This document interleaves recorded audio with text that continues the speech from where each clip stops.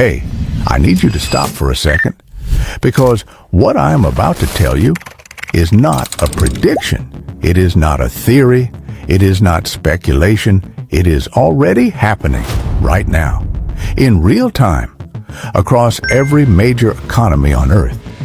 And the reason most people do not see it is not because the information is hidden. It is because the information is hiding in plain sight. In policy documents nobody reads. In central bank meeting minutes nobody watches. In trade agreements signed quietly while everyone is looking somewhere else. Before the year 2027, the global financial system, the global power structure, and the daily economic reality of every person on this planet is going to look fundamentally different from what it looks like today.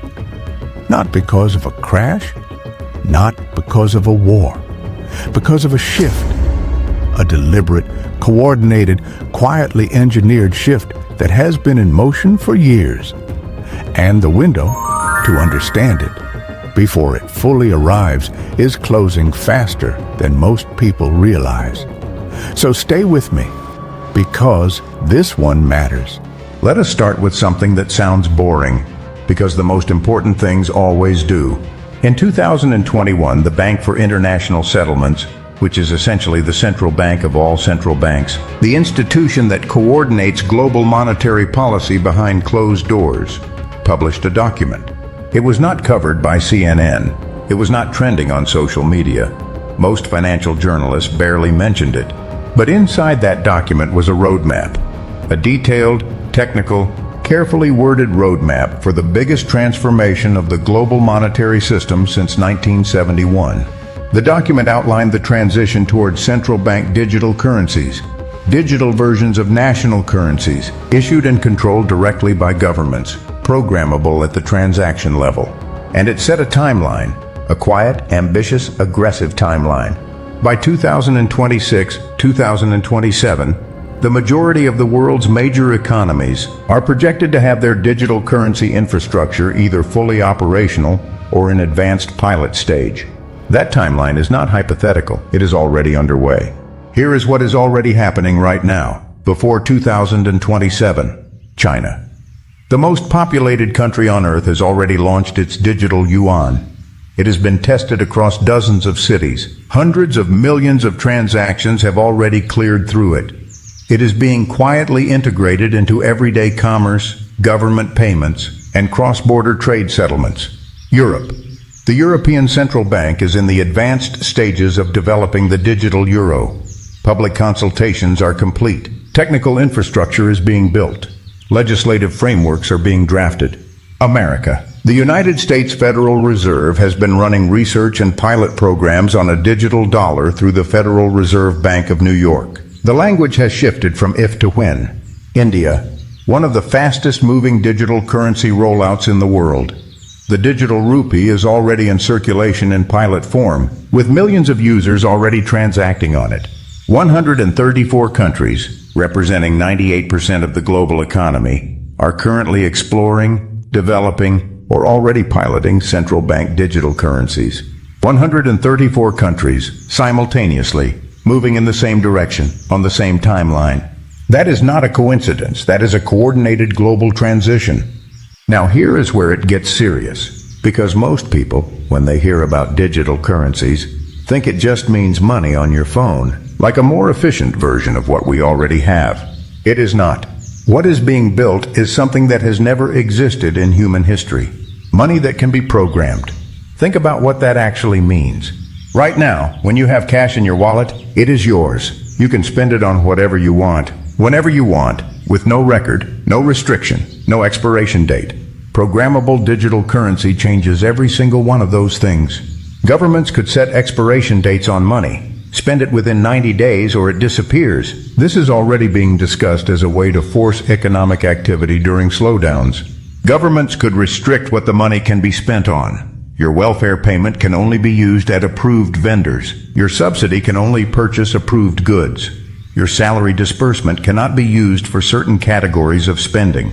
Governments could monitor every single transaction in real time. not through a bank, not through a warrant, not through any legal process, directly, automatically, permanently, and in systems where physical cash has been eliminated, because that is the other half of this transition, the quiet war on cash that is already well underway. There is no alternative. There is no opt-out. There is no way to transact outside the system. This is not dystopian fiction. These capabilities are described openly in the technical documentation of central bank digital currency projects. Not hidden, documented. Now let us zoom out. Because the digital currency shift is only one part of what is moving before 2027. The second shift is the collapse of the unipolar financial world. For 80 years, since the end of World War II, the global financial system has had one center of gravity, the United States, the dollar, the American-led network of institutions, the IMF, the World Bank, the SWIFT payment system, that effectively meant every country on earth had to play by American financial rules to participate in global trade. That system is fracturing faster than almost anyone predicted. When Russia was disconnected from SWIFT in 2022, cut off from the global dollar payment system overnight, it sent a message that reverberated through every finance ministry on earth. The message was simple. The dollar system is a weapon, and if you are ever on the wrong side of Washington, it will be used against you. Countries that had spent decades building dollar reserves, settling trade in dollars, and integrating themselves into the American financial system started asking a question they had never seriously asked before. What is our exit strategy? And the answers they found, the alternatives they started building and joining and accelerating, are now visible. The BRICS payment system, the Chinese yuan trade settlement network, gold accumulation at historic scale, bilateral currency agreements that bypass the dollar entirely, a new multilateral development bank structure designed explicitly to compete with IMF conditionality. Before 2027, the architecture of a parallel financial system will be substantially complete, not dominant, not replacing the dollar overnight, but functional, operational, offering a genuine alternative for the first time in 8 decades. And once an alternative exists, the dynamics of the entire system change. The third shift, and this one is the most personal, because it lands directly in your daily life in ways the other two do not. The shift in what work means, what income means, what economic security means. Between now and 2027, artificial intelligence is not going to take every job. That is the headline version, and it is too simple. What is actually happening is more precise and more disruptive than that. AI is going to hollow out the middle of the economic pyramid, not the top. Highly skilled, highly specialized, highly creative work will remain. Not the bottom. Physical, hands-on, locally rooted work will remain. But the broad middle, the administrative, the analytical, the processual, the routine cognitive work that employs the largest share of the educated workforce in developed economies, that middle is being automated at a pace that the labor market has never had to absorb before. Legal research, financial analysis, medical diagnostics, customer service, content moderation, data processing, insurance underwriting, basic software development, tax preparation, paralegal work. Not all of it, not overnight, but enough of it, fast enough, that the employment landscape by 2027 will look meaningfully different from what it looks like today. And the policy response to that displacement, the government's trying to manage the social consequences of that middle hollowing out, will itself create economic consequences. Expanded public spending, more money printing, more debt, more pressure on currencies, more movement toward programmable money as a distribution mechanism. The threads connect. They always do. Here is the question underneath all of this that nobody wants to ask out loud. Is this transition being managed for everyone? Or is it being managed for some people at the expense of others? History suggests the answer. Every major transition in the global financial system, the end of the gold standard, the Plaza Accord, the post-Soviet privatizations, the 2008 bailouts, has transferred wealth in specific directions, away from savings, away from fixed incomes, away from people who trusted the system and held conventional assets, toward hard assets, toward positioned capital, toward the people who understood what was coming before it arrived. The 2027 timeline does not care about your political beliefs. It does not care about your nationality. It does not care whether you think any of this is fair.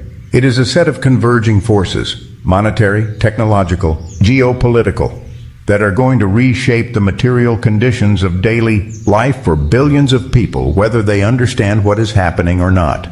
So here is where we actually are. The global financial system is in the middle of its biggest transformation in half a century. The tools of that transformation, digital currencies, parallel payment systems, AI-driven economic disruption, are not coming. They are here. They are being deployed. The timeline is measured in months and years, not decades. The people who designed this transition understand it completely. They have been planning it for years. They know what it means for purchasing power, for financial privacy, for economic autonomy, for the balance of global power. Most ordinary people have no idea it is happening. That gap between those who understand what is changing and those who do not is where the transfer happens. As it always has, as it always does, always. This is not cause for panic. Panic is never the appropriate response to information. This is cause for attention, for understanding, for asking questions about the world you actually live in, rather than the world you assumed you lived in. Because the shift before 2027 is not something happening to other people in other places. It is happening to you, right now, whether you are watching or not. The only variable is whether you are watching. If this opened something for you, a question, a thread you want to pull, a piece of this that you want to understand more deeply, drop it in the comments, because these topics deserve real conversation, not headlines, not hot takes, real conversation. Share this with someone who is asking the right questions, because the right questions are always the beginning. Stay curious, stay clear, stay ahead, and I will see you in the next one.